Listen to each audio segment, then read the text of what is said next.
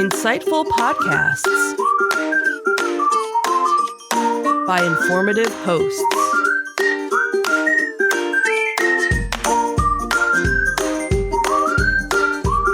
Insights into Things, a podcast network. Welcome to Insights into Technology, a podcast exploring the latest in computers, networking, home automation, mobile computing, and all things technology related. Our hosts will take a deeper dive into the latest and greatest in tech trends and give you the information you need to enable your tech-centric world. This is Insights into Technology, Episode 15, Cyber Hygiene and Meta's Purge. I'm your host, Joseph Whalen. This is your tech news of the week. The first article comes to us from CyberScoop. They tell us about CISA's cyber hygiene boom.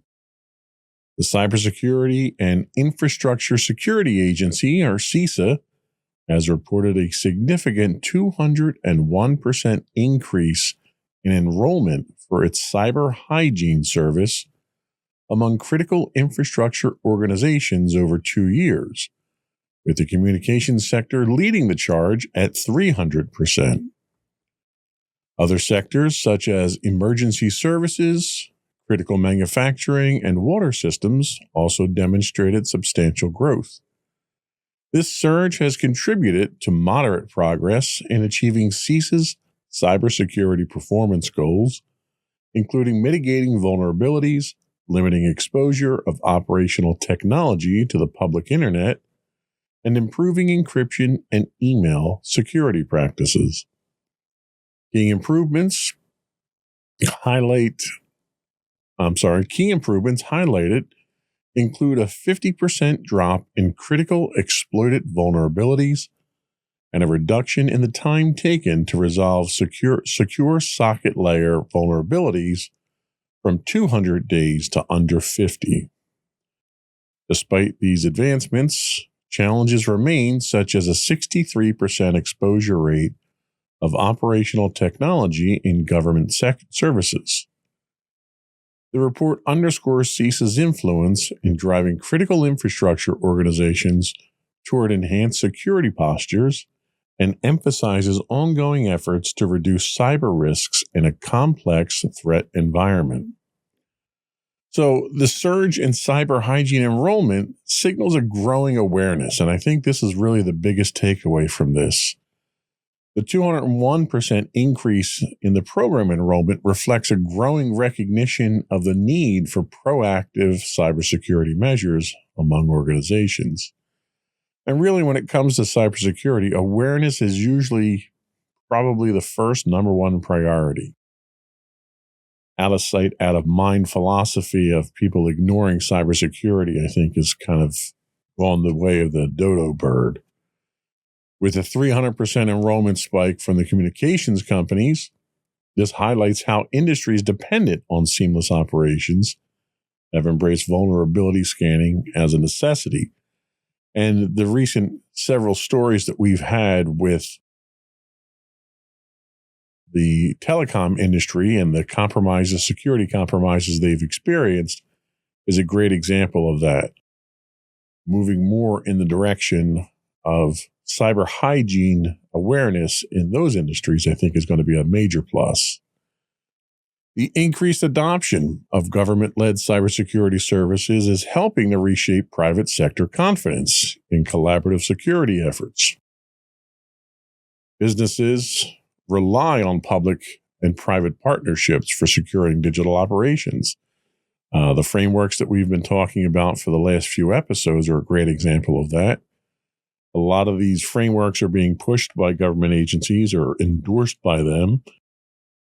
And the adoption of those frameworks with the cooperation of commercial and enterprise environments is really the direction that we all need to go to ensure proper cybersecurity. This may also bring performance improvements in critical infrastructure. Progress is key in key cybersecurity performance goals, including the 50% reduction in critical vulnerabilities and faster remediation of SSL flaws. Tell us that even when we're aware of our cybersecurity issues and when we can keep these in the headlines and keep these in the forefront, not only can we make things more secure, we can also make things more efficient for all the users of this technology as well. These efforts led directly to reducing exploitable services, and I think that's a key. A reduction in exploitable services of 12, what was 12 per organization to 8 per organization represents a significant progress in securing enterprise systems. The data underscores the importance of regular vulnerability scanning and patch management, reducing attack surfaces. Again, this is one of those things where cybersecurity is not a one-and-done solution. It's an implemented solution.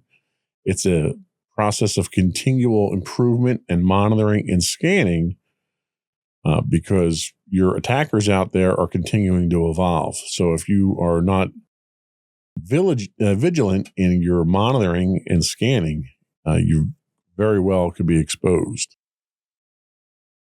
The news also has implications for enterprise policy and strategy moving forward. The impact noted in the report suggests that while there is improvement, achieving robust cybersecurity across critical infrastructure sectors is still an ongoing challenge. Again, T-Mobile was in the news just last week with some of the challenges that they had. This reflects directly on enterprise strategies that need to align with government recommended security goals. So, a couple of questions come out of this. Should enterprises adopt CISA's cybersecurity performance goals as part of their strategic frameworks? It's standards-based. It's government-sponsored. There's a chance that you can get some assistance from the government with it. So it's probably a decent direction for especially small and medium-sized businesses to go down. It's a practical way of achieving some of this security. How do government insights into systemic risks influence board-level decisions in the private sector?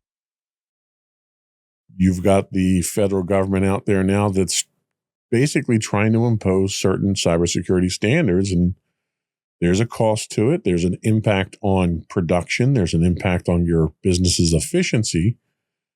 These are all influences. These are all variables that your board level management needs to take into account and how it's going to impact your company. So, it's all definitely a move in the right direction. Seeing the federal government step up and provide these resources, and if nothing else, to at least coordinate the effort, I think is a good thing. And I hope more people, as a result, see this and take advantage of some of the resources that are out there. It can only help you get better at security if you pay attention to these things. Our next article comes to us from Security Week. Hacktivist or hustler, the FunkSec mystery deepens. A newly emerged ransomware group called FunkSec claimed responsibility for over 80 attacks in December of 2024. The attacks are leveraging AI-generated malware written in Rust. Believed to be inexperienced threat actors operating under a ransomware as a service model, FunkSec utilizes double extortion tactics, threatening to publicly leak stolen data if victims do not pay. They stand out for their low ransom demands and for releasing some of their source code online, as well as for incorporating distributed denial of service capabilities, a hidden virtual network, computing module, and AI-driven tools in their operations. Despite their swift rise to infamy, FunkSec's activists claims appear questionable, with the group often recycling data from older campaigns. Their public promotions reference previous hacktivist collectives, but experts remain skeptical about these associations. Let's Still, the novelty of their AI-based tactics has grabbed the attention of the cybersecurity world, raising concern about how readily accessible tools can empower inexperienced operators to deploy destructive ransomware at scale. And again, that's the takeaway from this, is how dangerous this type of service itself can be. FunkSec's use of AI-driven code generation hints at a future where sophisticated ransomware becomes easier to create, even by less experienced operators. Your script kiddies out there have just gotten much more dangerous. This trend can rapidly escalate the cyber threat landscape, forcing enterprises to rethink and strengthen their security measures. By following the ransomware as a service model, FunkSec offers its malware toolkit to other criminals, magnifying the impact on businesses worldwide. The service-based approach lowers entry barriers to cybercrime and contributes to a higher volume of attacks on enterprise systems. Every time you make it easier for somebody to commit a crime, it's more likely that they're going to commit that crime, I think. FunkSec's strategy of encrypting files and threatening to release stolen data amps up the pressure on commercial entities to pay ransoms. You've got stories now where government agencies in Europe are making it illegal for some institutions to pay ransomware demands at this point in time, or else they're going to pay, I guess, more ransomware ransoms to the government. This also puts sensitive corporation information at heightened risk and adds new layers of legal and reputational concerns. Gone are the days of people who breach your security and then force you to pay them to not release information. That kind of goes by the wayside when they wind up selling that information anyway, even after you've paid your ransom. So it kind of cuts into the whatever trust, I guess, you could have for these criminals. Their relatively modest ransom requests, sometimes as low as $10,000, might actually entice more people to pay. When you get these attacks that come out and they're asking for $10 million, a lot of your cybersecurity insurance out there won't cover anything like that. There's limits on what they'll cover. And a lot of the companies simply can't afford to pay that, especially when you're hitting small and medium-sized businesses. When you start asking for something that's, I want to say it's reasonable, but I mean, is any ransom for your data really reasonable? But when you're asking for sums of money as low as $10,000, some companies are going to bite the bullet and do that. If not doing that is going to force them to shut down or have extended periods of outages, it's going to cost them even more money. Enterprises relying on third-party vendors or smaller organizations with fewer security resources may become more attractive targets for groups like FunkSec because they can pay these and because they know they don't have the ability to mitigate them very easily. Their AI-based malware, combined with modular attack tools such as denial of service attacks, password scrapers, or a hidden VNC connection, can employ weak links in supply chains and gain broader access to commercial networks. So even though these attacks are not as sophisticated as what we're seeing in some of the more resource-intensive nation-state hacks, it's probably more dangerous the way that they're going about it. They're making attacks easier for people. And if we've seen anything over the last 5 to 10 years, it's that there's money to be made in malware. And if there's money to be made, somebody's going to figure out how to do it. And you're going to see your attacks continue. And unfortunately, that's just the nature of the beast. I don't think we have much choice but to deal with it at this point in time. Try to shut them down whenever possible, but be vigilant about how you're protecting your network. Backups. When you're talking about encrypted malware here, the biggest defense against that is to have backups. A lot of small companies can't afford a robust backup and disaster recovery solution. And as a result, when their data or their networks are compromised, they're completely at the mercy of these hackers. There are plenty of services out there. I happen to favor Datto at my organization, but there are plenty of organizations out there solutions, I should say, out there that can provide you with robust backups. I've used CrashPlan. I've used, there's another one that I use at home that is available. They have commercial options available. I mean, even using an AWS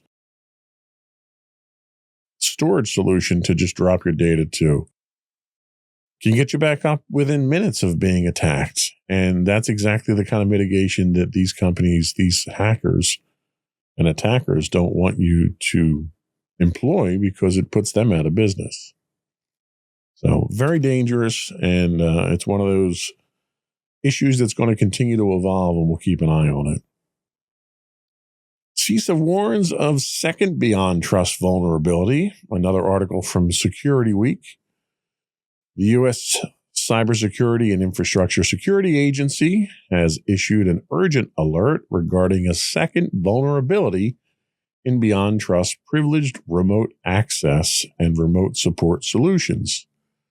Tracked as CVE 2024-12686, this medium severity command injection flaw has been actively exploited, including in an attack linked to Chinese state-sponsored hackers targeting the U.S. Department of Treasury, which we talked about previously. The vulnerability allows hackers with administrative privileges to upload malicious files and to execute commands on affected systems. This follows the December discovery of another critical zero-day vulnerability, CVE 2024-12356, also exploited in the wild. CISA has mandated federal agencies to patch the vulnerabilities by February 3rd under Binding Operational Directive 22-01, urging other organizations to act swiftly. Beyond Trust investigation revealed that these exploits are part of a larger campaign involving compromised API keys. The attacks highlight the growing sophistication of state-sponsored cyber threats, emphasizing the need for robust security measures across public and private sectors. So this warning signifies an increase in the risk for enterprise systems. The active exploitation and vulnerabilities like these underscore the risks associated with privileged access management tools, which for small and medium-sized businesses, you can't get away from because that's how you're going to manage your network or how your MSP, your managed service provider, is going to manage their clients' networks. These are tools that are critical to enterprise IT. The potential for attackers to gain administrative control highlights a vulnerability in widely used enterprise solutions. This is also yet another example of state-sponsored threats targeting key institutions. Chinese hackers are targeting sensitive offices within the U.S. Treasury, demonstrates how such vulnerabilities are exploited not only for financial gain, but also as part of a geopolitical cyber campaign. I mean, the title of last week's show was U.S. under cyber siege, and I really think that's the case here. China has severely amped up their efforts to penetrate our networks and exfiltrate data on our networks. And, our government's immediate response is let's ban TikTok. Well, I've yet to see any evidence to suggest that TikTok has been a vector into any of these breaches at this point in time. And I think we need to really focus on what the cause of these breaches are, defending against them, and possibly even retaliating. If we were attacked militarily, we wouldn't be sitting here and letting them attack us over and over and over again. What are we doing as a government to retaliate on these types of things if they're state-sponsored? And all evidence seems to suggest that they are state-sponsored at this point in time. Now, backing that down a bit, these types of threats do put pressure on enterprises to act quickly. The CISA directive mandates that federal agencies patch by February 3rd, which is not much time at all. but the broader implications for enterprises are clear at this point. Timely vulnerability management and patching are critical. If you do not have a resource within your organization that is handling these things, patches come out constantly.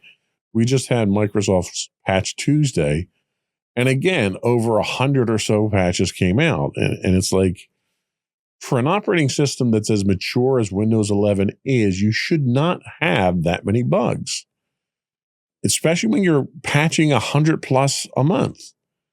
But if you're not patching these, you're exposed to them. And if you don't have somebody in your organization that's making sure that your workstations are patched, that your servers are patched, that your network hardware is patched, you're asking for trouble at that point in time. If you don't have a resource, there are plenty of third-party MSPs and consultants that can come in and assist you with these types of things. If you don't have in-house expertise, you need to get some level of expertise to assist you with these things. Organizations using Beyond Trust need to assess their systems and either patch them or mitigate the risks immediately. That's not to say, you bring in a professional to patch and to take care of these things. That's not to say that they couldn't introduce flaws or malicious code or human error.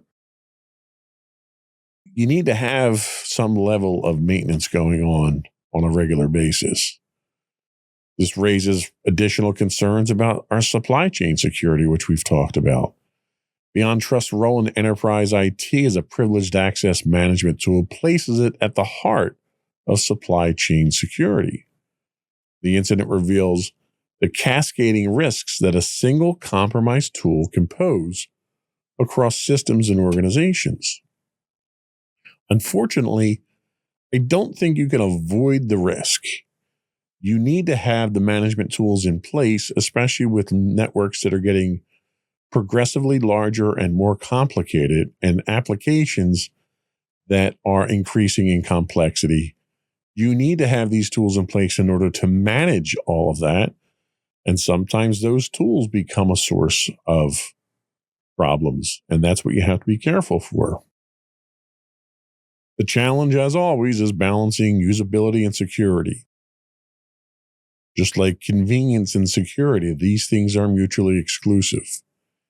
The complexities of these attacks raises questions about the trade-offs between usability and security, and enterprises need to prioritize user awareness and robust operational security practices to complement technical defenses. But you can't do it to the point that people can't do their job anymore. There has to be some level of access to continue to function. If you're basically just going to lock the place up and board up the windows so nobody can get in, then you still can't do your job at that point in time. So there has to be some legitimate level of compromise between usability and security. And hopefully, if you've got the services of an IT professional helping you out, they'll be able to make those distinctions for you. We're going to take a quick break, but before we do, I want to reach out and invite our listening and viewing audience to subscribe to the podcast. You can find all of our audio and video versions listed as Insights into Things. We're available on Apple, Spotify, Google, anywhere basically you can get a podcast. You can also reach out, give us your feedback, tell us how we're doing, give us any topics you'd like us to talk about, comment on what we've presented here. You can email us at comments@insightsintothings.com. You can also call in, leave a voicemail for us, and we'll get you on the podcast as appropriate. That call-in number is 856-403-8788. That's 856-403-8788. I also do want to announce we are on Blue Sky now. If you look for Insights into Things.bsky.social, you'll find us. We're also on LinkedIn. If you look for Insights into Things Productions LLC, you'll find us on LinkedIn. We do publish information, technology-related news articles, and important information on both of those platforms. to try to keep all of our audience informed. So take a look for us there, or you can go to our website and get links to all of our social media at www.insightsintothings.com. We'll be right back.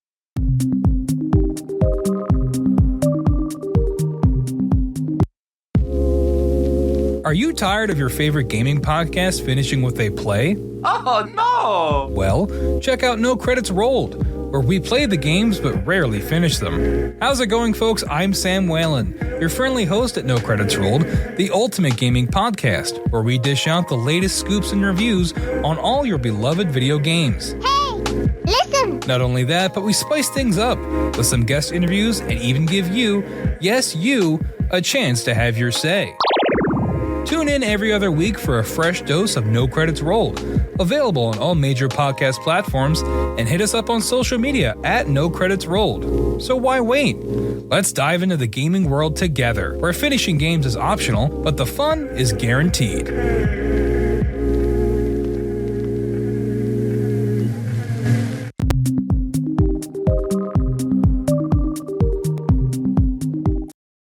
Welcome back to Insights into Technology, from Meta Hire to Meta Fire.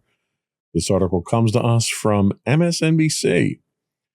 Meta Platforms is planning a significant workforce adjustment, cutting about 5% of its 72,000 staff, or around 3,600 positions, through performance-based terminations. That seems to be the latest buzzword nowadays when we do mass layoffs. CEO Mark Zuckerberg announced the move in an internal memo, citing a decision to expedite the removal of low-performing employees as part of a stricter performance management approach.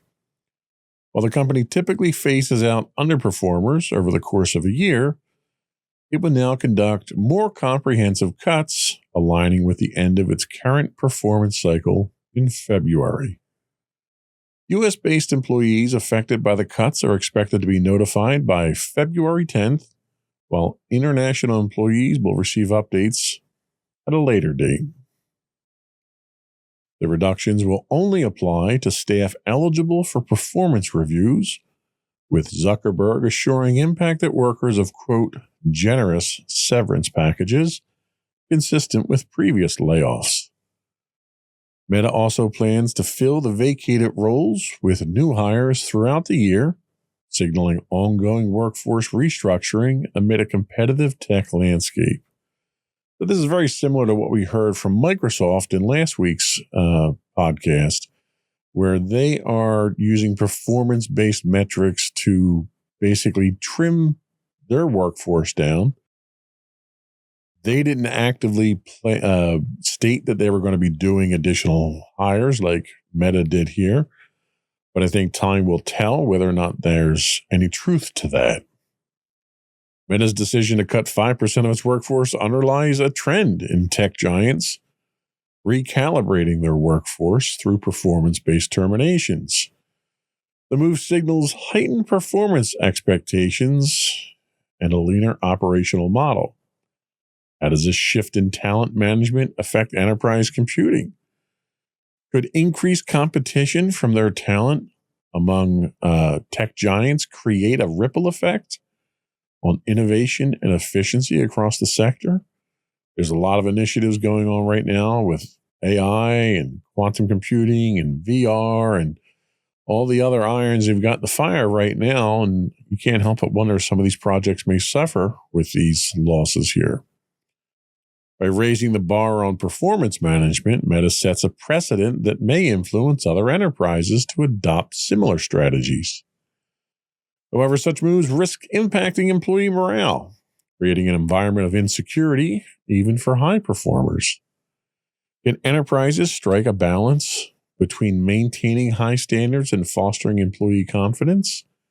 How does this approach impact productivity and retention in competitive industries? I, for one, am not a big fan of trying to manage through fear, and a lot of times that's what layoffs really are intended to do.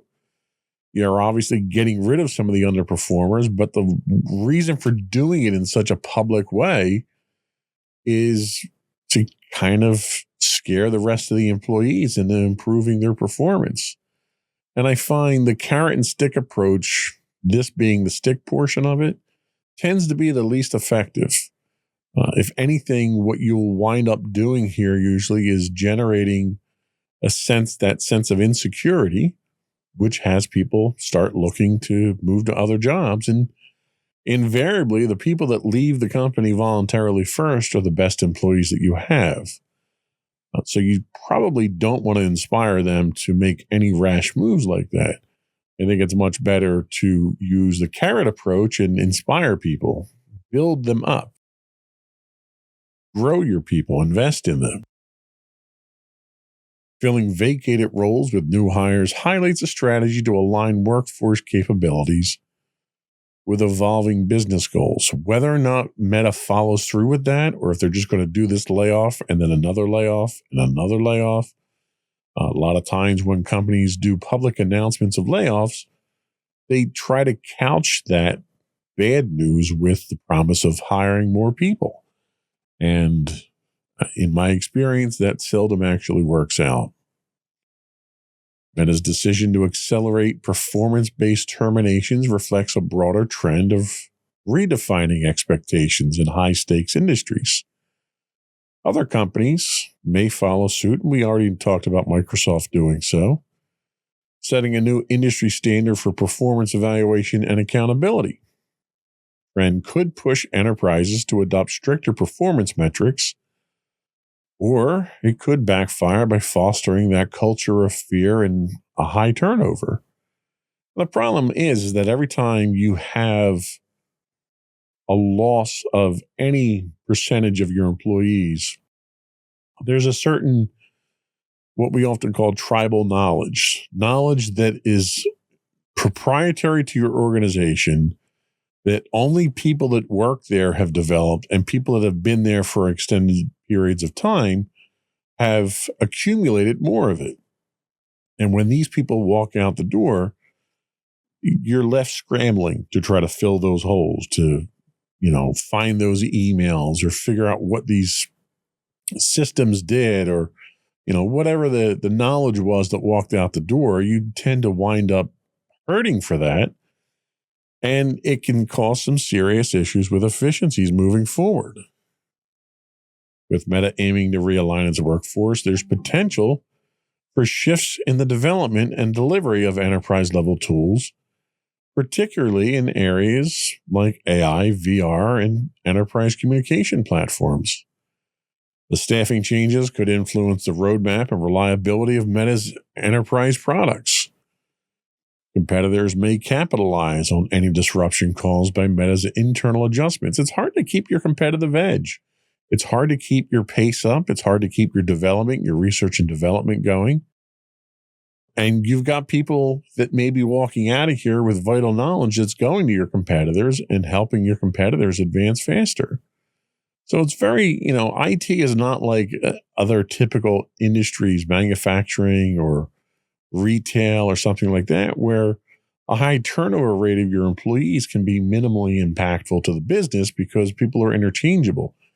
You find in technology that people tend to have specialties in what they do. They may be specialists in certain areas. They may have certain talents. They may have knowledge of certain proprietary information.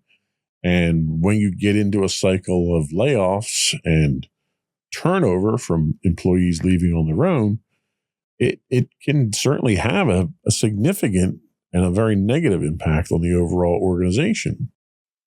So companies need to be careful of that. But, I'm not telling Meta anything I'm sure they don't already know. Next up, Biden goes big on data centers. This one comes to us from the Associated Press.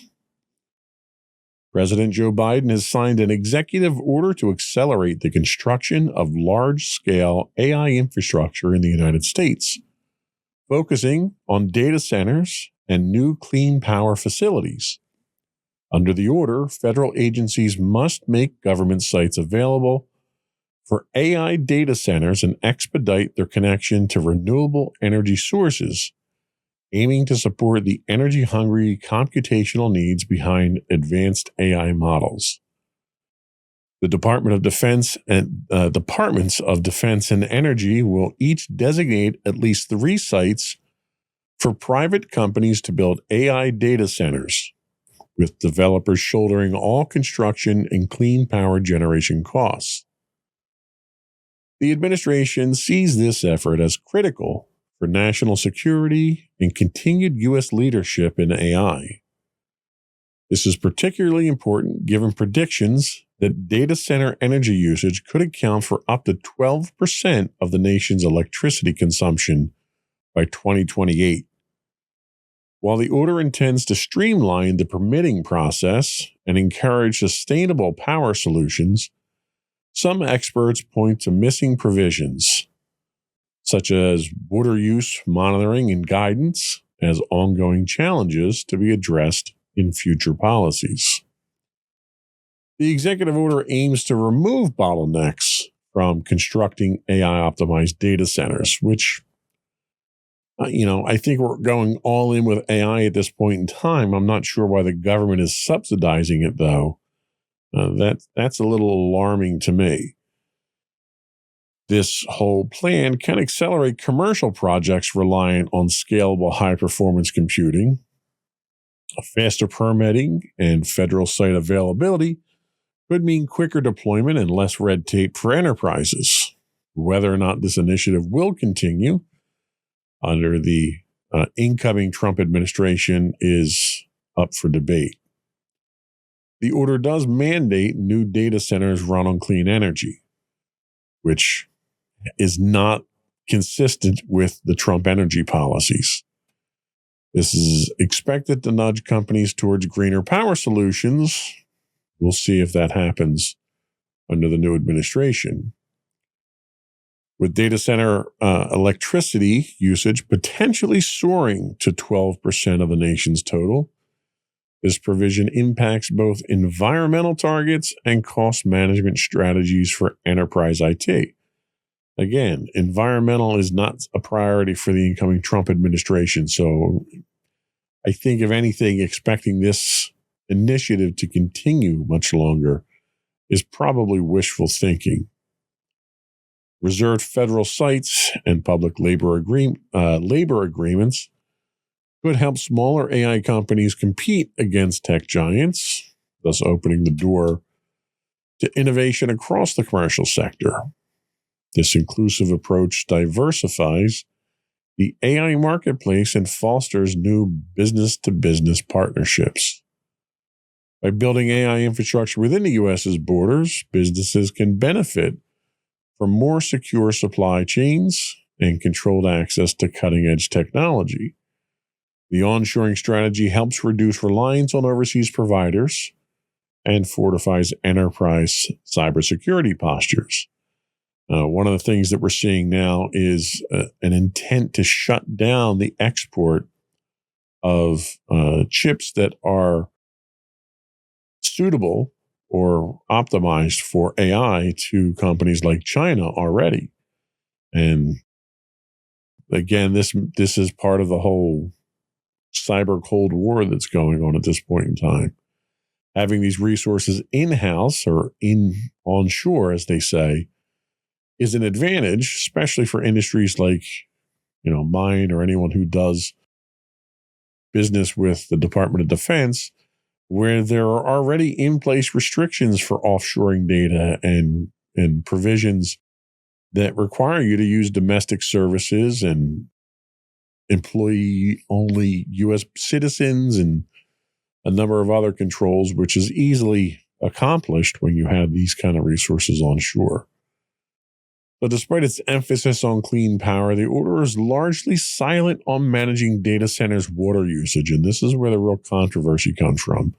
We look at what's going on out in California right now, out west, the Southwest has a lot of data centers in them. They've already obviously got some water issues out there. They've got environmental issues. They've been under a 30-year historic drought out there. One of the things these data centers need is a lot of water for cooling purposes. They use them for radiant cooling. And there's no provision in here on how to manage that. So this could be a compounding problem that we simply kick down the line a little bit further, and we'll have to deal with it eventually. Next up, Microsoft's Copilot Chat, free AI bait or a $30 hook. This comes to us from The Verge. Microsoft has relaunched its business AI tool as Microsoft 365 Copilot Chat. That just rolls right off the tongue, doesn't it? Microsoft is now offering a free GPT-powered AI chat experience to tempt organizations into adopting its paid AI services. This rebranding of Bing Chat Enterprise integrates AI agents capable of automating tasks, managing email inboxes, and more, bridging the gap between everyday chat and the premium Microsoft 365 Copilot subscription. For $30 per user per month, businesses can gain deeper integrations with tools like Word and Excel, but Copilot Chat offers a taste of its capabilities without upfront commitment. The new pricing model introduces flexibility with pay-as-you-go options based on usage, measured in message credits. Credits in quotes. Generative AI tasks cost more credits compared to simpler responses, allowing businesses to control spending. The tool aims to attract more enterprises to Microsoft's AI ecosystem, leveraging its position as a leader in workplace software while showcasing how AI can enhance productivity and efficiency. So, this is another one of those situations where Microsoft is, first of all, they've put a product out there. They had people subscribe to the product, and then they decide to rebrand it and change it, and just the lack of consistency and the lack of stability coming out of Microsoft with these types of initiatives where they're basically playing by the seat of their pants here. They came out with a service. Chances are that service not only wasn't making money, it was probably losing money because it was poorly thought out. And now they want to relaunch it to basically nickel and dime their users. This is very similar to some of their other licensing practices where everything they want to do is a subscription. It's to the point now where you're going to start seeing functions within Word. You want a spell check? Oh, but you have to pay an add-on subscription for that. You want templates? Oh, that's an add-on subscription for that. Everything they want to do. And these aren't even just subscriptions. These aren't flat subscriptions. In this case here, it's a metered subscription. It's basically like being in a taxi cab, turning the meter on and not knowing, how you're getting to your destination and how much it's going to cost you. Microsoft tries to build this as, this allows you to pay what you want and manage your own usage and control your budgets. And really what it is, it's no different than microtransactions in video games or anything like that. It's a way for people to sign up for something and throw money away for a while and have that expense kind of lost in the shuffle. And they're going to nickel and dime you. And that type of licensing just annoys me. It really does. This new offering attempts to bridge AI accessibility and premium features. Microsoft 365 Copilot Chat provides the free entry point to AI-powered productivity, aiming to familiarize businesses with its capability. It's like a drug dealer. The first one's free, and then we're going to charge you for the rest once we get you addicted. Microsoft is counting on organizations using the pay-as-you-go model for flexible adoption.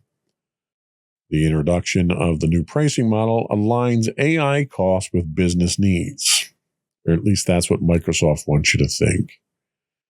Organizations can manage expenses by tracking usage measured in messages, offering flexibility and control. And the problem is I'm sure the way that they created this, it's a manageable solution. It's a usable, cost-effective solution if you want to invest in the management of it. And these are the types of things with Microsoft that you have to stay on top of. You have to monitor them constantly. You have to get some kind of idea of what your usage patterns are going to look like and hope to God that those usage patterns don't change with new employees or new initiatives or new technology that comes out or a new licensing model that Microsoft is famous for coming out with almost on a regular annual basis. And, they'll make one change to the licensing model. And if you've gotten comfortable with your month-to-month cost of this, their licensing model could throw that out the window and go get a huge bill. So trusting Microsoft to handle licensing is not a very good idea. It's a clear attempt at Microsoft shaping AI adoption in enterprise culture. Microsoft's strategic push into AI-powered workflows reflects a broader trend of embedding AI into enterprise culture. And I think the problem is that most people don't know what AI is at this point in time. And to make an investment like this, to make a commitment like this is difficult. So this is one of those things we're definitely going to have to keep an eye on. And we'll see how many changes Microsoft makes to this before it finally stabilizes and levels out. We're going to take our last break here, and then we're going to come back and talk to you about zero trust. We'll be right back.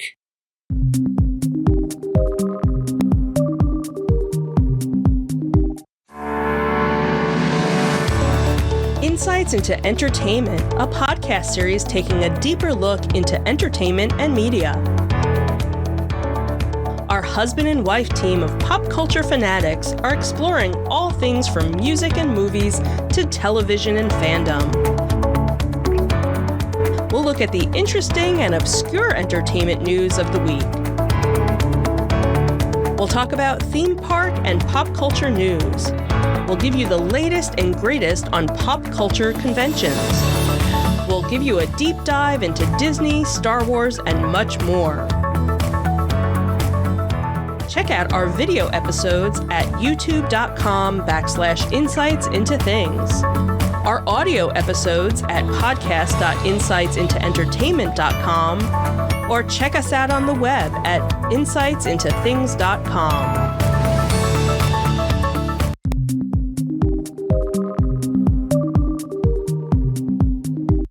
Welcome back to Insights into Technology. So we're going to talk about zero trust. And we're kind of short on time right now. I'm going to start the introduction here and we'll see how far we get and we'll go from there. If I have to, I'll break this up into more segments. So in today's evolving digital landscape, traditional security models are struggling to keep up with the demands of modern enterprises. The rise in remote work, cloud adoption, and increasingly sophisticated cyber threats have exposed vulnerabilities in perimeter-based security. As a response, Zero Trust Architecture, or ZTA, has emerged as the new gold standard in cybersecurity. Today, we're going to give you an introduction to Zero Trust, breaking down its core concepts, historical evolution, and the principles that make it critical for safeguarding organizations in today's interconnected world. So what is Zero Trust Architecture?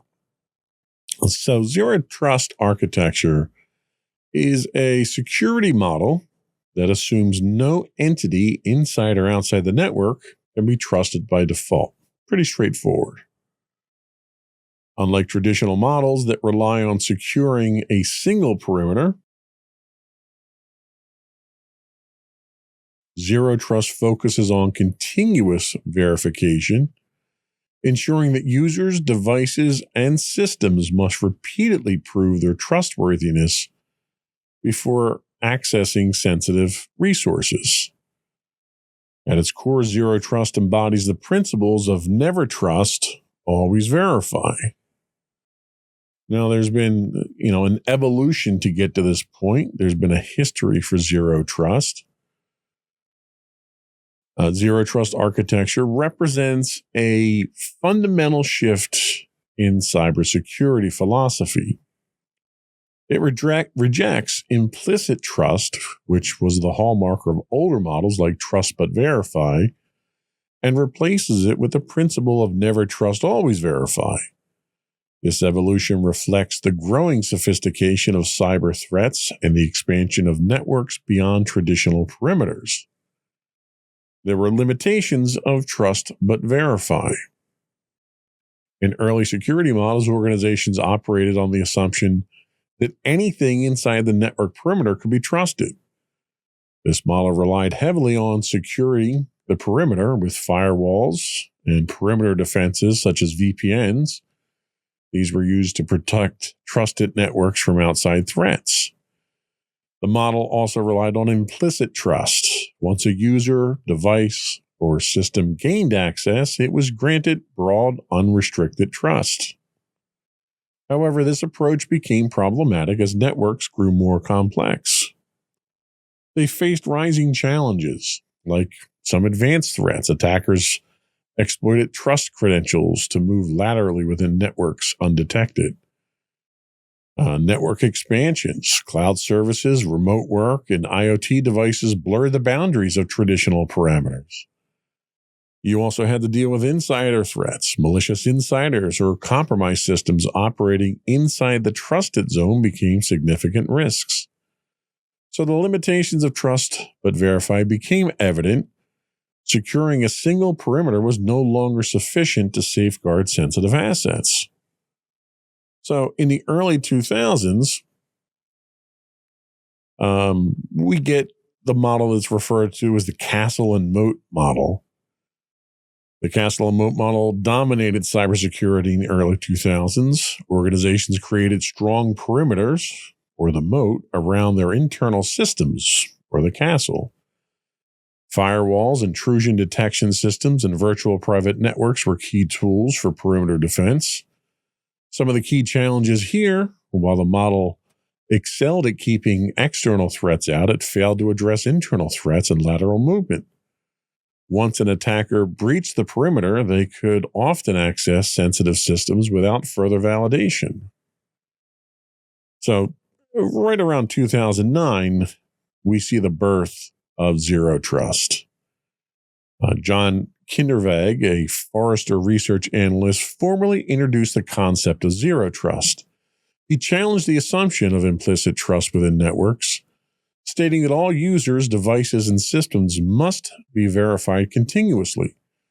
The core principle of zero trust became never trust, always verify, meaning that access is granted based on identity verification and context, such as user role or device health. No entity is inherently trusted, even if it operates within the network. Kindervag's work marked the beginning of a new security paradigm, one that eliminated the weaknesses of the castle and moat model by adopting a least privileged access strategy. Present zero trust adoption in a cloud-first world. The modern cybersecurity landscape has accelerated the adoption of zero trust due to remote work, cloud migrations, and advanced threats. Key enablers of zero trust are Zero Trust Network Access, ZTNA. It replaces legacy VPNs by providing secure identity-based access to specific applications instead of the entire network. Microsegmentation. Networks are divided into smaller, isolated segments, limiting lateral movement and containing breaches, and as well as continuous verification. Real-time monitoring and behavioral analytics and context-aware access controls ensure that trust is never static. So a great example of this, a cloud-based enterprise implementing zero trust verifies user identity through multi-factor authentication, validates the device's security posture, and only grants access to specific resources relevant to the user's role. The evolution of cybersecurity from trust but verify to never trust, always verify reflects the dynamic nature of today's threat landscape. Zero trust architecture has emerged as the solution to address limitations of legacy security models, enabling organizations to secure their assets in an increasingly complex and distributed network. As organizations continue to adopt cloud technologies, support remote workforces, and combat advanced threats, the adoption of zero trust principles such as ZTNA, microsegmentation, and continuous verification will only accelerate. Zero trust is not just the future of cybersecurity, it's the foundation for securing modern digital environments. And zero trust goes hand in hand with security frameworks. It's simply a tool or a methodology of how to secure things. And in the coming episodes, we're going to dig a little bit deeper into what some of these principles are and some of the implementations are, and get a little bit more in depth with zero trust and where it's going, where its future actually lies. That was all we had for today. Before we do go, I want to once again invite our listening and viewing audience to subscribe to Insights into Things on Apple Podcasts, Spotify, or any place you get a podcast these days. We'd also love to hear from you. You can write into us. You can email at comments@insightsintothings.com. You can call in and leave us a voicemail. Our call-in number is 856-403-8788. That's 856-403-8788. Leave a message and let us know what you want to talk about. And if you want us to get it on the show, we can certainly work to get that taken care of for you. You can find high-res versions of all of our videos on YouTube at youtube.com/insightsintothings. We do stream 5 days a week on Twitch at twitch.tv/insightsintothings. You can check us out on Blue Sky at insightsintothings.bsky.social. We are now on LinkedIn. You can look for us at Insights Into Things Productions LLC, or you can check out our Facebook at facebook.com/insightsintothingspodcast. All those links and more, as well as all of our episodes, are available on the web at www.insightsintothings.com. That's it. Another one in the books.